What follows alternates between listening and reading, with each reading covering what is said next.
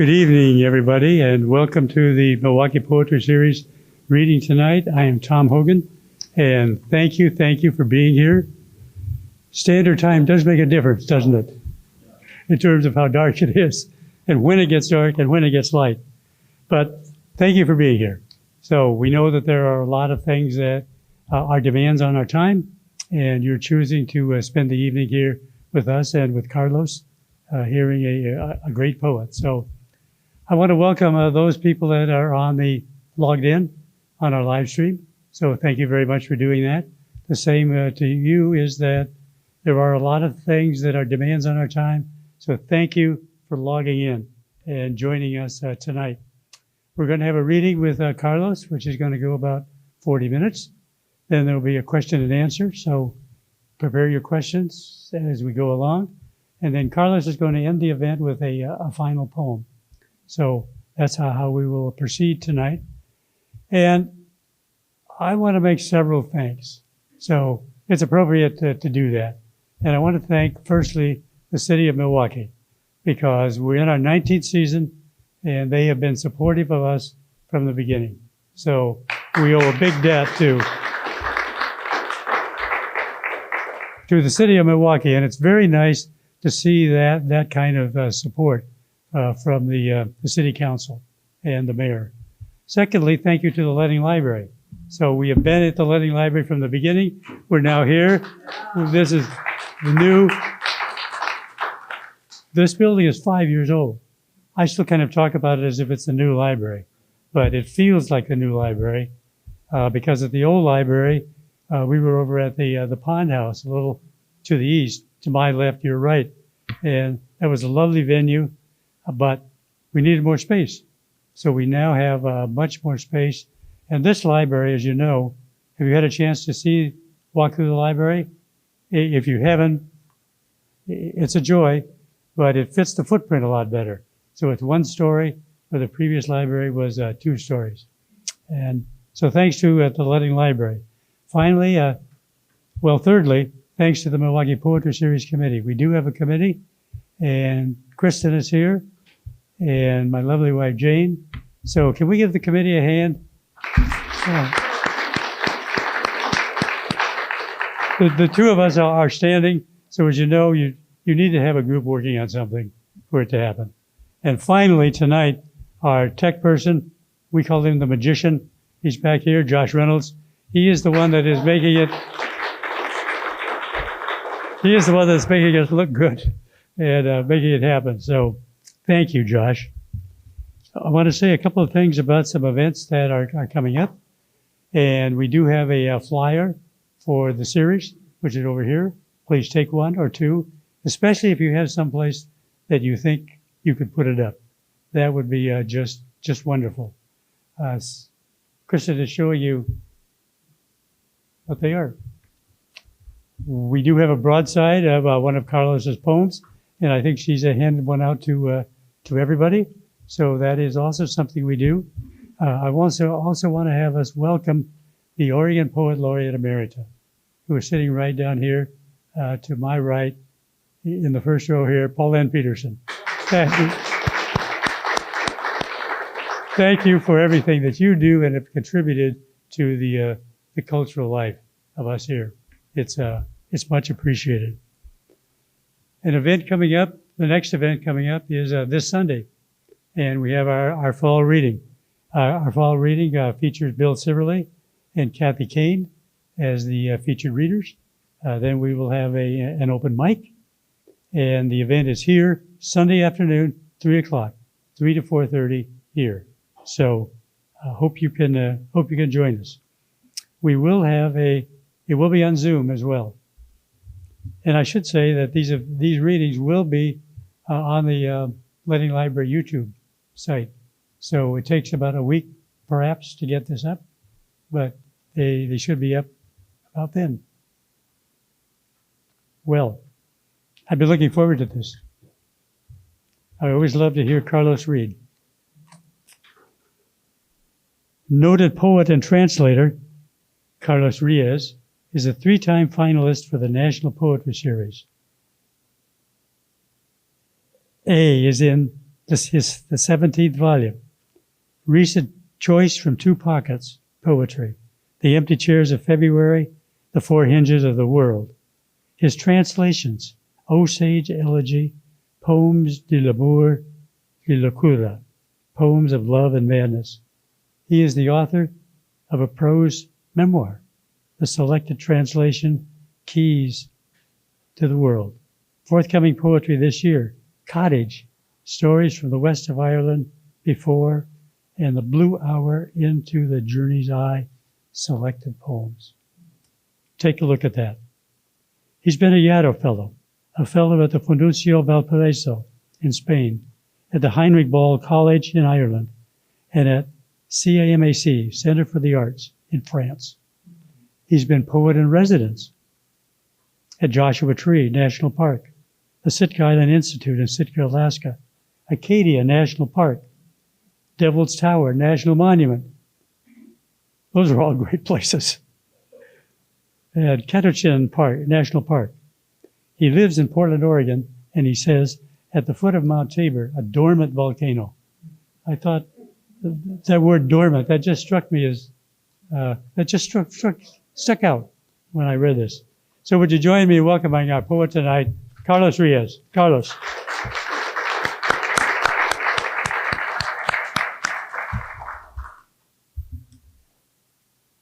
Well, this is a good mic. Thanks you all for coming, and thanks to the Milwaukie Poetry Series and the library. It occurs to me, while Tom was talking, I used to live in this town. I'd forgotten that a long time ago, but yeah. Anyway, I'd like to thank you all for coming, and I'm going to, if I can do this, dedicate tonight's reading to Catherine Connolly, who was just a couple of days ago inaugurated as Ireland's president. Catherine Connolly. Oh, okay. I'm just floored to see all the happy faces out there. I'm gonna do something kind of odd too here, and in terms of dedications. I see someone in the audience, a neighbor. I won't say their name. I wouldn't want to embarrass them, but I don't know. Several years ago, he said, "I really like that poem." So here it is. Off Burnside. I follow the trail of empty, equally spaced drops, blood on the sidewalk for more than a block. At the end is not a man, but the chalk outline of where he fell. Ahead of me, a hopscotching girl goes by without touching the chalk lines. Right foot on the head, left foot on the heart. And I should say, too, that this Into the Journey's Eye, which I'm reading from, there's a lot of travel in here. I'm kind of take you along on some of these places tonight. And not in any order or geographical order, but just where they come in the book. And this is called Dom Ludo Hod Carrier. Now, in this country, if you know anything about masonry, you know what a hod carrier is, right? The person that carries the mortar. Well, in India, it's likely it's not a woman. It's likely it's not in a big something. It's in that sort of ubiquitous, I said it, bowl that you see in India. Dom Ludo Hod Carrier. In a bright red sari, she walks to the sand pile, fills her hod, ubiquitous shallow domed bowl, balances it perfectly on her head, walks poised like a model to the screen. But this one is an angled wire screen through which she tosses sand, sifting it clean. The way at home, she sifts wheat flour for lumps or weevils. She glances at the screen. Nothing is caught on the wire. The clean sand is a growing pile she mixes into mortar on the sidewalk.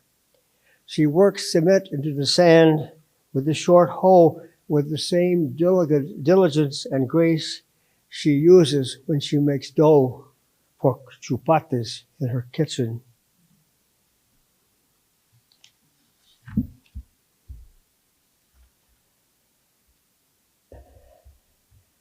And since I said something about Ireland, this poem is about the dispossession of people in the 1840s in Ireland, the evicted people, the evictees.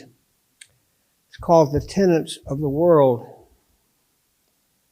We leave the house, kiss our fingers, touch the mezuzah at the right side of the door.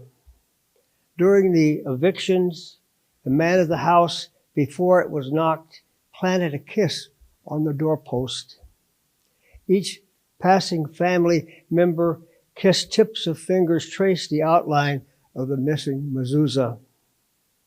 When the Irish peasant, his family, and possessions were set out on the street, when Jewish families were taken from the shtetl, they must have known. Okay, this speaks to somebody said to me once, as a matter of fact, a very famous Irish poet said to me, "What the hell kind of an Irish name is Carlos?" And I said, "What the hell kind of an Irish name is Eamon de Valera, the first president of Ireland?" Now, this poem attempts to get at possibly where my Irishness is, and that comes into effect. Sometimes people often say, "That's no kind of Irish name." Well, the other name I have too wasn't that Irish, but this is called Ballygowan. He hadn't a coin to flip. Well, I have to say first, a prati is a potato, okay? Some of you would know that. Ballygowan. He hadn't a coin to flip, but turned the flat pebble again and again, hoping to uncover the suggestion of a head. Damn the new king anyway, his hated name. In disgust, he sailed the thin stone, watched it arc into the wet wind over rock walls and firs. Ahead of him, the tang of the near sea as he walked out of his brogues, bare heels red to the weather, but hobnails kept shiny from traveling. He walked away, ankles worn raw from turf and limestone dust from the town, imagined a spot along a track called Gowan's. He trudged on, sea sting in his nostrils, a steaming taste, a pinch of salt for a boiled prati, like the one he stole from the lazy bed too near the road, carried hidden like a plague bump beneath his coat. Hinch years on the other side, they asked him where he was from. Ireland, he mumbled into his chin. Where in Ireland? Begod, 'twas Ballygowan, the last name he remembered before he shipped, or else it wasn't.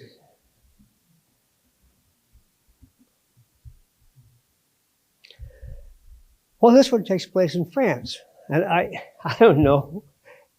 To most people, I guess going to France is not a big deal, but I think going to France and writing a poem is a big deal. This is all about flags and looking out windows and looking at people, kind of voyeurism that poets are afflicted with. The gray mansard roof. Windows look toward me the first day.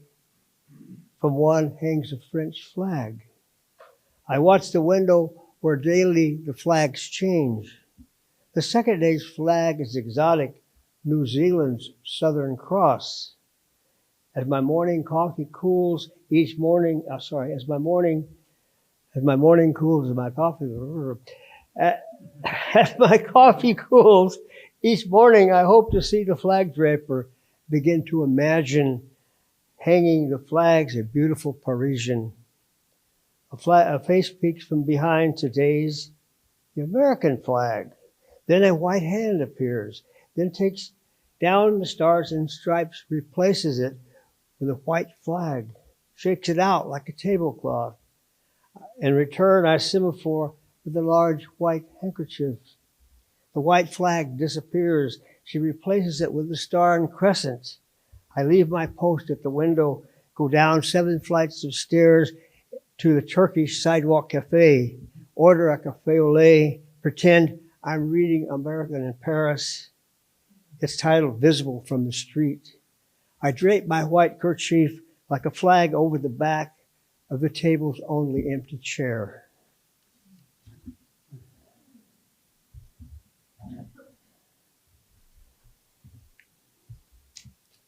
This does not take place in Russia, and it's not written in Russia. It's called Chekhov's hammer. Behind the door of every heart stands someone with a hammer, beating out to rhythm on an anvil, reminding us only that the spring of blood keeps flowing into rivers of the body, at times silently, at other times with music, whether the heart is happy or not.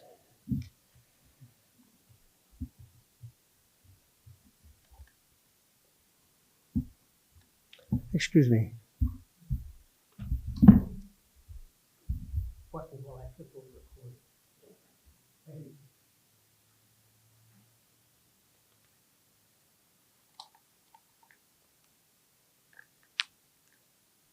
This is water, not the, as they say in Ireland, the water of life, wish goodbye, but just water, just wish you.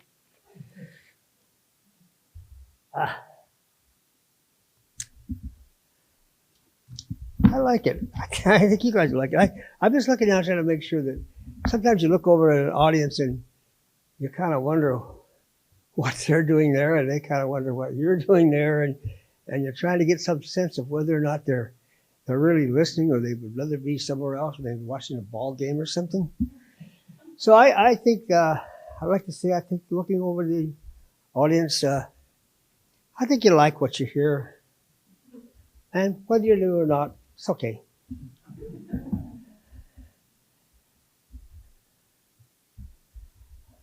Alarm wakes him. He gropes for glasses to see time, staggers down steep, worn stairs. In the kitchen, finds the kettle, goes to the rush of fresh water from the spigot, plugs the kettle in to the next big river. He waits for water to boil, for day to begin. While he slept, a tea bag in his cup, like a paper moth, flew from Ireland. And lots of talk lately about aging. I can talk about aging if I want to, because I are one. But anyway, when in the mornings, I walk up around Mount Tabor, and again, my voyeurism, I see this man who sits out on the slope. He's there every day until he wasn't. Downhill from the park, a seasoned man sits in a folding chair at a folding table with a thermos open, a leather book to read or write in. A fraying straw hat surveys the timber hills that guard the ocean. One supposes a painter, but there's no easel in sight. The only color, a red Irish setter in the grass. Without warning, it leaps up, flees downhill to the flat below. A pileated woodpecker flies back to the nest, goes in to feed its restive brood. Over the past 5 years, I've watched the fir tree die, become a snag, watched the woodpecker carve a nest. At its door, saw tiny open beaks. I watched the elder too, as he persists, comes by each day, as the birds flash by, as shadows grow. I gave a reading the other day, and I tried to explain this poem, and I think I've come to the conclusion that I shouldn't try to explain my poems. And I could say I would leave that up to you, but you don't have to try to explain my poems either. Either they do or they don't, and go on to the next one. There's a lot of them. This is called Near Lorca in Spain. And Lorca, as many of you would know, is a famous 1927 Spanish poet. But it's also a little village along the Spanish coast. And the other image in here that's gone, I believe, from the Spanish countryside is the Guardia Civil. It's still there, but it doesn't wear a tri-cornered hat. It wears a little fatigue cap like an American soldier. They were particularly notorious and vicious and scary, if you know what they're all about. Anyway, too much. Near Lorca in Spain, in a shadowy night, two tricorns disguised as ravens atop two heads above two visages, four coals of eyes become the Guardia Civil suddenly watching our group of six. We sit at a table, our faces lit by a gas lantern, a bottle of rum. These ravens, let's call them, suspect insurrection those Franco nights, or more likely cigarette smuggling. The lantern, a signal to a boat offshore. If not, they want to know what we're doing here at midnight on the patio of the closed taberna whose owner gave up, left us with a bottle and the lamp hours ago. Two fishermen drinking with us mumbled nothing. I vouch for the rest of us, me, my partner, two tourists we met earlier and knew nothing about. In their innocence, they don't fear civil guards. We're here to finish this rum, I might say, but instead offer some of it. Pass a last pack of Swiss Marlboros. The guards refuse, wait wordless, hoping for a better offer. But I play dumb, all the time trying to read the silence in the fishermen's expressions. They study their hands, hide behind the story I fabricate.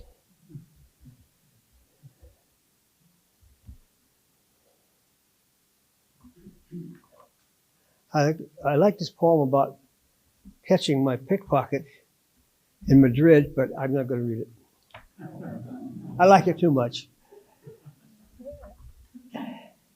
Instead, I'll just go on to Portugal. No, I won't. I'll go to Greece. And this poem actually takes place in a place called Santorini, which should be a wonderful place, but it's a terrible tourist mecca. And you go there expecting to hear traditional Greek music, and what do you get? Well, it used to be disco. God knows what it is anymore. Anyway, this is a little walk I took down the path from Milwaukie. To the seaward side of this mesa, our throats dry as the gaping, whispering fish, mouths of abandoned caves, we come to a small cistern. From a thread hangs a tin dipper, in English a note. On this island, our only hope on this island is rain. If you are thirsty, drink, but not too much, and do not pour your leftover water back into the well. Through dusty portholes behind a heavy door, inside the washed white Teatro Paschi chapel, a 7-day candle burns all the way to Easter. Back up a slope, a single red poppy bleeds a wound in the side of lonely Scaros.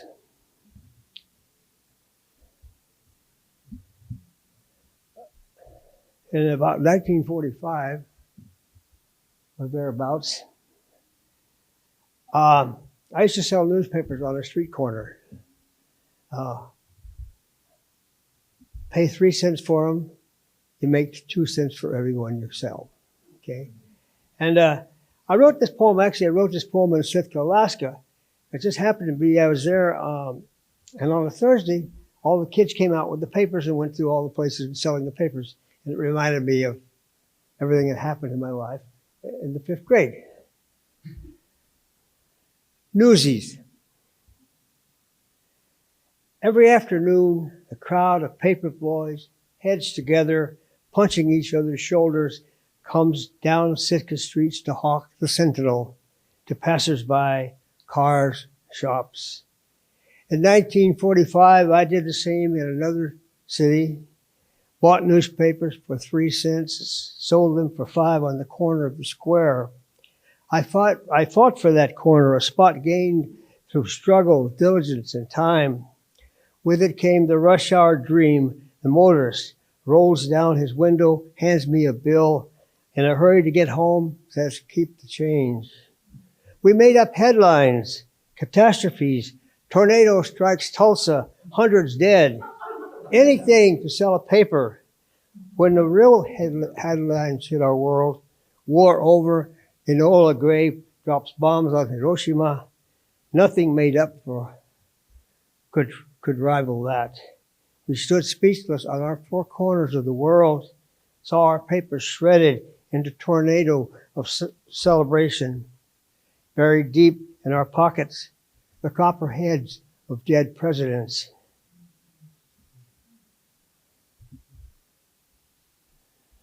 Now we're still in Alaska. And I said to you about poets have the habit of being kind of voyeurs and looking all the time, looking and looking for something.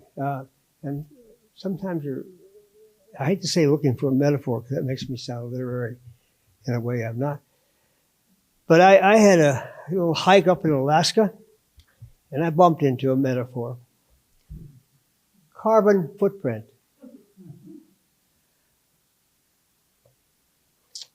Russians logged this slope on the skirt of Mount Versovia, made charcoal to heat their samovars. Later, they handed over their residue, vast domains they didn't own, to Americans from the South. Hiking the trail today, my boot kicks up a small square of charcoal. It is minuscule as historical detritus. Hemlock, spruce, and cedar grown up around the pit. The muskeg almost buries it as the Russians buried their dead in the shipwreck cemetery, left St. Michael's and a building or two. But here in New Archangel, there are no descendants. Oh.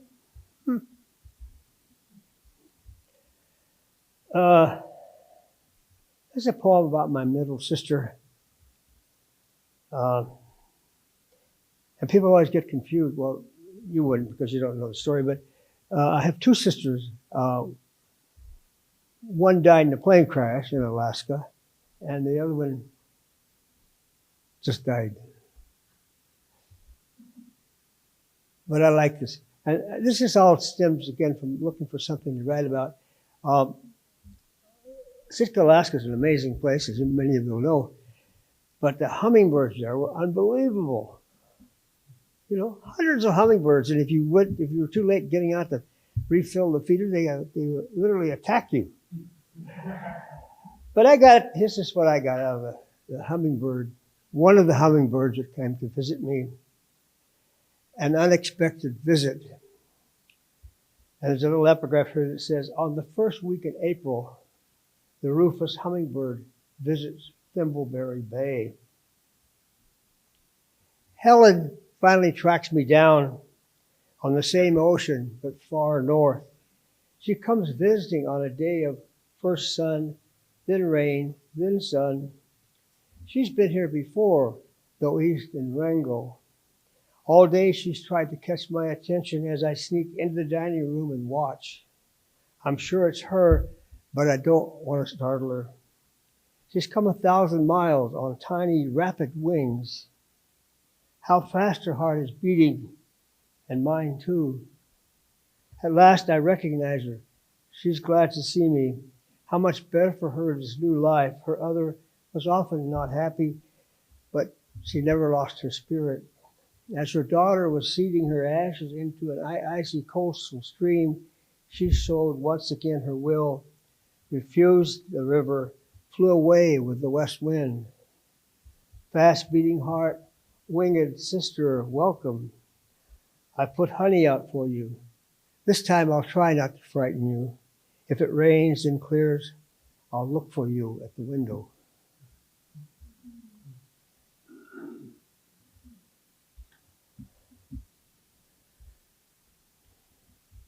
You pick shadows. And this is, I spent, I don't know if it was 2 or 3 weeks or a month in a Yupik village north of the Alaskan Peninsula. And kind of nice getting to know the Yupik. They thought I was kind of curious, but a lot of people do, I guess. Yupik shadows. Some days in Alaska, there are no shadows. That is why in winter, the Yupik quietly walk through their villages, lanterns held high, calling, Shamai, Shamai. The white man thinks it is only wind through the snowdrifts. It is the Yupik trying to convince the shadows to return. Oh, Shamai is hello. I learned 2 words in 3 weeks. One was Shamai, hello, and the other is Magoya, mosquito.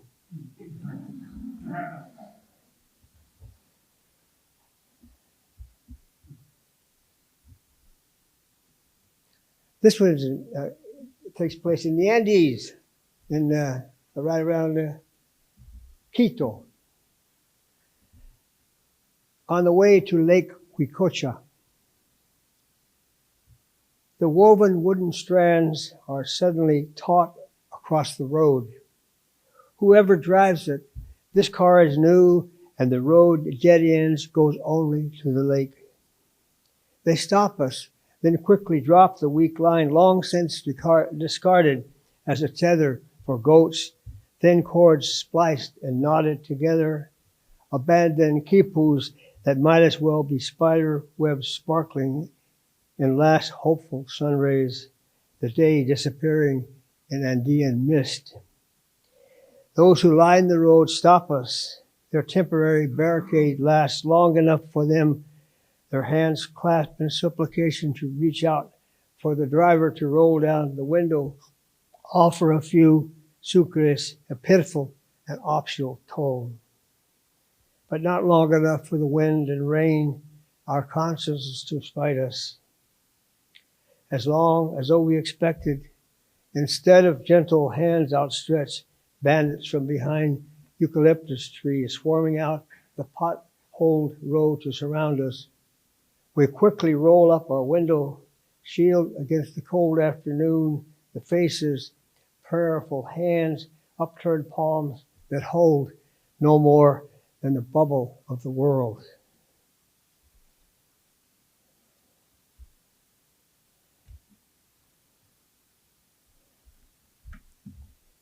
This is the street I live on, and I like what Emily Dickinson said about a poet's house as opposed to a prosist's house. A subbing up. On my dead-end street, they call my place the poet's house. In my view, like Dickinson, I dwell in the possibility that it is truly fairer than prose. I left out the house, sorry. Now, this was a poem written during the pandemic, and when we were supposed to stay in, we were shut in, and we weren't supposed to go out. And I tried to just work this into kind of like a writing residency and just spend my time writing. So for at least 3 weeks or so, I got up each morning, had a couple cups of tea, went to my computer, and worked till around noon.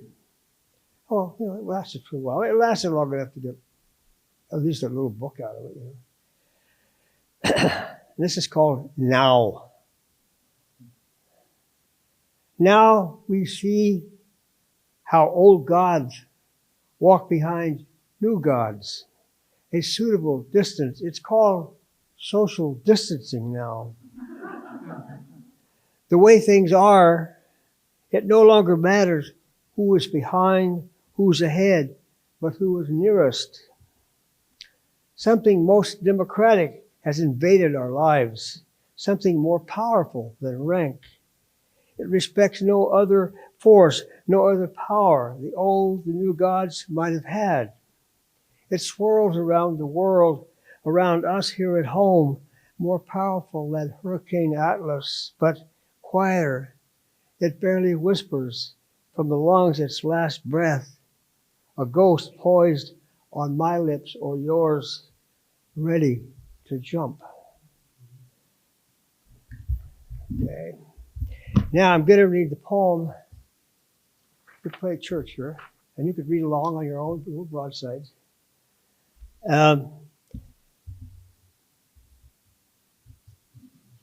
Yeah, I guess I'm compelled to read this. Is that true? Yeah. Okay.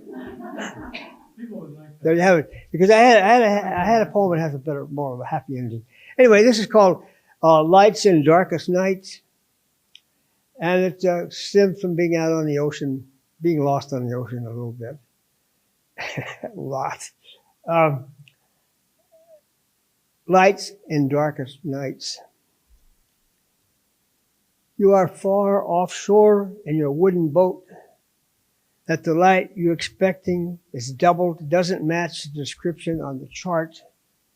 At 4 a.m., the frigid dark east wind leaves rime on the bow. Though things don't seem quite right, you keep heading north. That part of the equation you're almost sure of because Polaris is not lost to you. You are somewhere on a thrashing Pacific coast pushed westward toward the idea of Japan.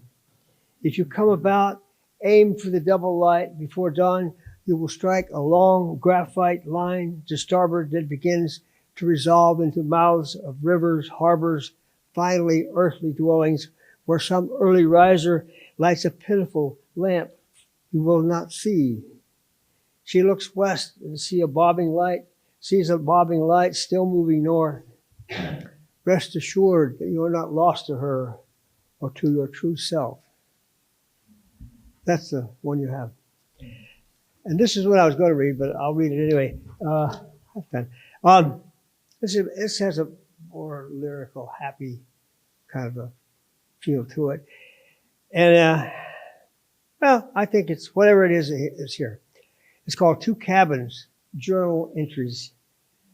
1, Kalskag, Alaska, a Yupik village, a Russian log cabin of black spruce kept the rain out, but not mosquitoes.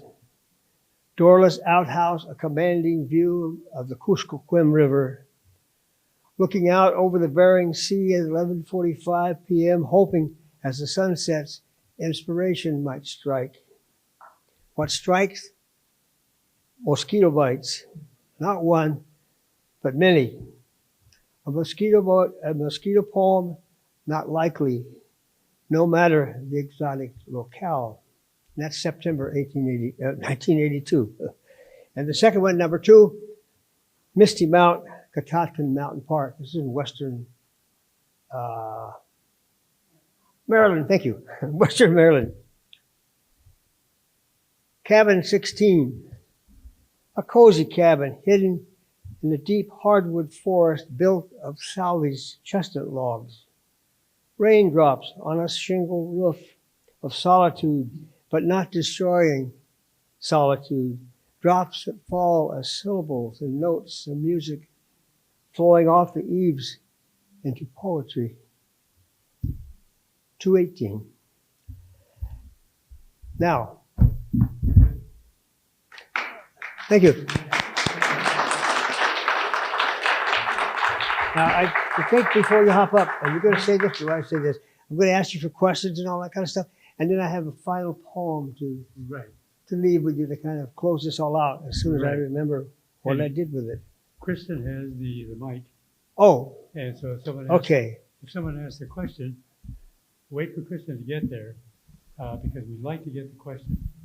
So yes. We usually have had the answer, but we didn't get the question. So folks who are joining us streaming can hear the question. Yeah. Okay. So Yes. You would. Yeah. Well, we already have a question, Tom. Okay. Can we get it started? What do you think, Carlos? All right. We're all in agreement. Oh, I do know your name too. Hi, this is Will. Carlos, I had a question. The poem you read early on about Ireland and the people leaving their homes, you mentioned that they touched something or kissed something on the way. Doorpost. Oh, that's what it is, door. Yeah. But what was the name that you called it by? Oh, no. The Jewish thing is a mezuzah. Bazooza. It's on the right side of the hand. Ah, okay. And you kiss it before you go out to make sure you come home safely. Right. Thank you. And I just reckon that the kind of the Irish peasant doing that without a mezuzah. Mhm. Maybe Yeah. they knew something, you know. Yeah. Is that kind of the answer? It is, yeah. Great name. But if not, you just make up your own, okay? Will do. I knew it was going to be about Ireland. I almost wore my big sweatshirt that says, Ireland. But I don't care. Well, I've got a question. Yes, sir. Yeah, well, you have a new book. So I wanted to ask you to talk about how you put it together. Oh, Jesus. Ask anybody but me. No, I tell you, I really admire people who are organized like that. But what happens, some of my books are simply, I'm writing away and I'm writing poems, and they get to pile up and I put them in a folder and then I begin to think about a book. So that's my first way of doing it. But it's true that once I decide I'm going to make this into a book, then I might organize it a little bit and add some extras from the earlier time as opposed to just simply what I've written last week and the week before that. But not like you'd want somebody. Now this book is about traveling. I could say that. And then I do have a book called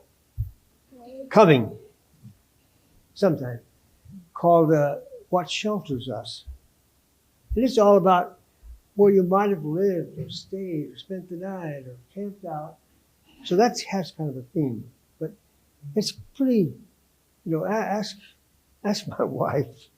She'd like me to, do this, but I'm hardcore. I'm old school. Yeah. So you said you read on the computer. You got up and you went on the computer. As they say in Ireland, I do what I don't. Yeah. Do you ever? I write in a journal. Sometimes I just write the date, the temperature, and the barometric pressure. And if it's cloudy or sunny. But sometimes I write a little poem in there. But almost immediately I have to put it on the computer because despite the fact that in my so many decades, my writing hasn't improved.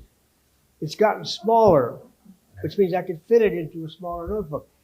But I found out if I don't look at it fairly soon after I've written it down, I can't see what the hell it was I wrote.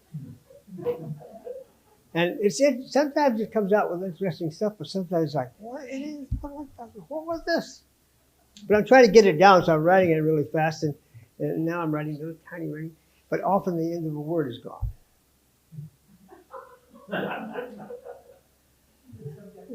Was that the question?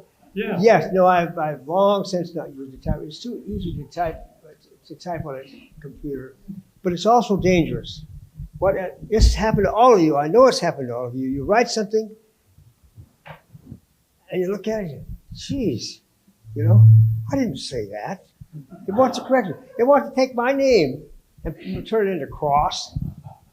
If I'm not fast enough, my name suddenly becomes Cross. Pity the person whose name becomes Cross. But yeah, I mean, it's handy because you can do. When I used to type on a typewriter, having 10 or 15 versions of a poem is a lot of hard work. Typewriter, I mean, computer, not so much. I kind of don't like the electronic world. I was in a little bistro in Ireland last summer, I think. A little place there, and the little sign that said, "We don't have Wi-Fi. Pretend it's 1975. Just talk amongst yourselves." We have a question Oh, I'm right so there. sorry. Yes. So, Carlos, all these poems about travel, Yes. I didn't really get the sense of any kind of lurking homesickness in the tone. And then I had two ideas, if that's true, that your curiosity for each new place would overcome any residual loss, or that perhaps you don't feel that loyal to where you grew up or any one place. No, but I've got a perfect answer to that question, or that comment. Actually, there are a few places that I think I've forgotten, but I haven't. Oh, I'm so sorry. I'm just wandering around. Ireland is a notable exception. There's a wonderful song called "My Heart Is in Ireland Wherever I Go," and that's Carlos right down to the boots. But I write, and I think I've written it out, and I've dealt with it. But I kind of reckoned it to be like a phantom limb, like you had to have one of your limbs removed. You still think it's there. That's kind of how I feel about Ireland. A place I've been going to for over 50 years, more than 50. Do I hear any more? Probably more like 60. So yeah, I find myself when I was in India, I spent a month in India thanks to the aegis of my wife's employer. I had kind of a residency in Bangalore, India for a month. And even when I'm writing in India, I'm thinking about Ireland, the thatched roofs, the little huts, just like Ireland, it's there. Or being up in this Yupik village in Alaska, going into one of the cabins and seeing the woman there with a picture of John F. Kennedy. And, so it's... Anybody else have a question? I want to invite any of you that are on the Zoom, if you have a question or a comment, just put it in the chat, and Josh will read it out, if you do. But please feel free to do that. You would have any questions or comments for Carlos? I do. You do. Yeah. So your humor comes across pretty clear in and out of your poetry, which I really like.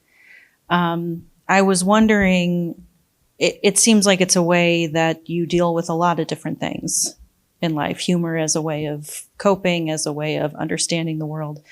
Was it hard for that to translate into your work, into your writing?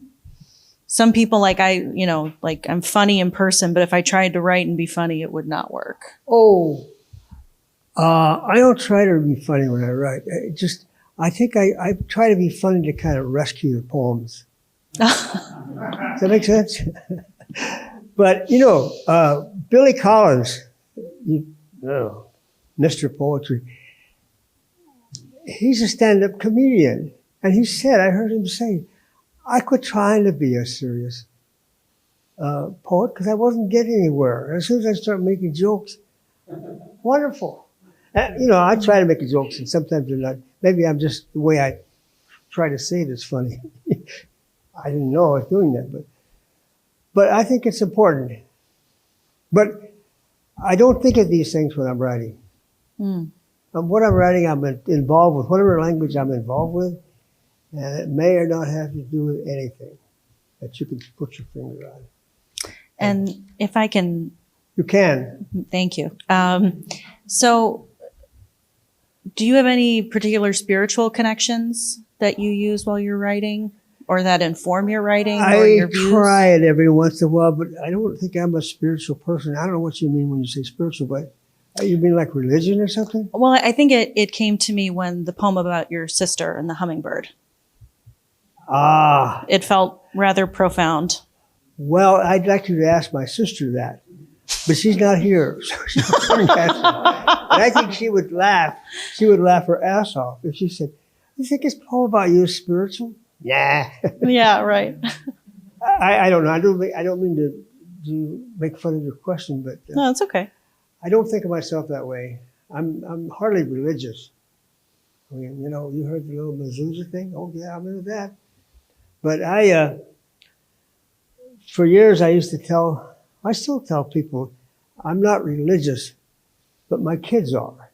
Because there come a time I was separated with my kids, and I had a little Mogan David and stuff, little jewelry, and then I realized a few years later, they were serious about this. So serious, in fact, that now I have a daughter who's a rabbi, and her ne'er-do-well father's, barely a Jew, so. That's incredible. Thank you. Yeah. So what are you working on now? Poems? No, I don't mean to be a smart ass, but no, I am. I some people might say I write too much, but I work at something every day. And you ask about the notebook or the journal. If I get up in the morning and I check out my emails and there's nothing there, and I look in the, I said, well, I'll see. I read something. I'll go looking through my notebook and I'll find something that I can get a hold of and start see if I can fashion a poem out of it. So I'm writing right now. I might have said this before. Kind of poems about shelter. I think I said maybe the title is going to be "What Shelters Us." Once again, I try to get a hold of all these places I've lived or stayed or gone or fell asleep in, whatever. I'm trying to write. That's what I'm kind of writing about now.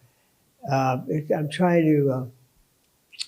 This sounds also kind of snotty, but fulfill a request of somebody who wants to see this when I get it done. So. Wants to see it when I get it done. It being manuscript book or something like that. Did you want to? Oh no!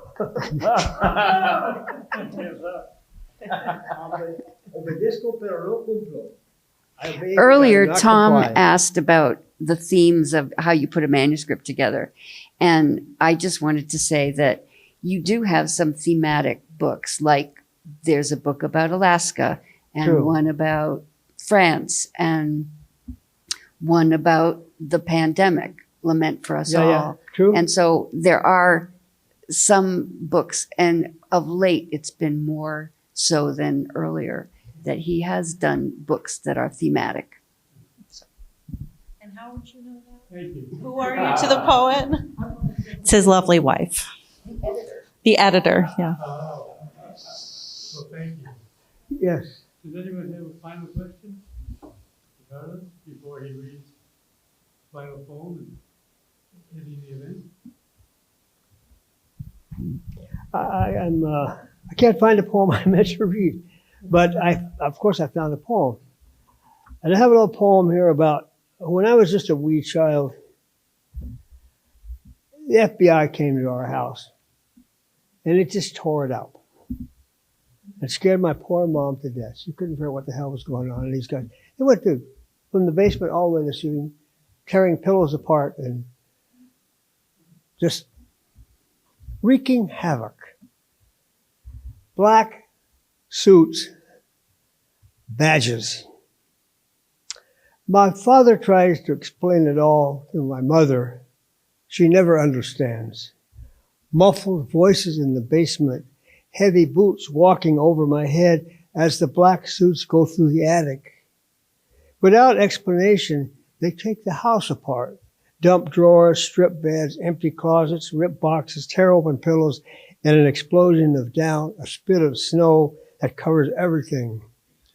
Cupboard doors left to swing, the family Bible rifled.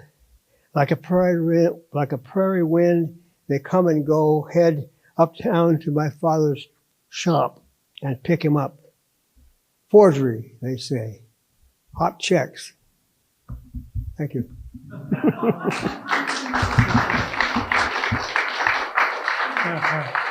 Oh, very good. Thank you so much for being here, sharing you and your work. Let's give Carlos another hand, can we? Yeah. This is great. Yes. That table over there is collapsing under the window book. Think about buying one. Okay. And Or two. see Carlos about books. They're over here. We have some refreshments. They're over here. Please help yourself. Thank you for coming. We have an event coming up Sunday. Scott Siegel is going to be our December reader. So enjoy the rest of the night. Thanks for being here. Yeah.